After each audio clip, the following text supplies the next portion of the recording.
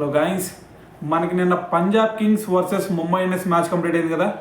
అయితే ఈ మ్యాచ్లో మన అందరం కూడా అనుకుంది ఒకటే, ముంబై ఇండియన్స్ ఎలాగైనా ఈ మ్యాచ్ గెలిచిద్ది, దాని తర్వాత ఫైనల్కి వెళ్ళిద్ది, ఫైనల్లో ట్రోఫీ కొట్టిద్ది అనుకున్నాం.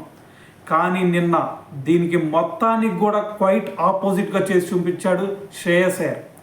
సో నిన్న మ్యాచ్లో చూసుకుంటే ఏకంగా 41 బాల్స్లోనే 87 రన్స్ కొట్టి, దాంట్లో కూడా ఒక 5 4లు, దాని తర్వాత 8 6లు కొట్టి మ్యాచ్ మొత్తాన్ని కూడా వన్ సైడ్ చేసి చూపించాడు.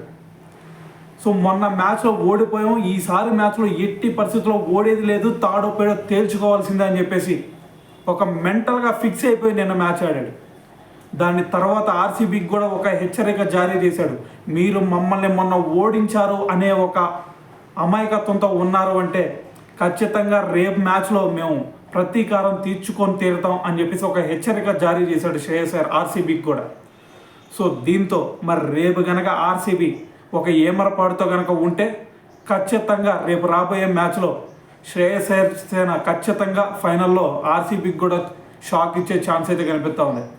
సో మరి ఫైనల్గా నిన్న శ్రేయస్ అయ్యర్ చేసిన ఈ విధ్వంసం గురించి మరి మీరేమనుకుంటున్నారు? దాని తర్వాత ఫైనల్కి వెళ్ళి ట్రోఫీ కొట్టగలిగిద్దా లేదా శ్రేయస్ అయ్యర్ సేన?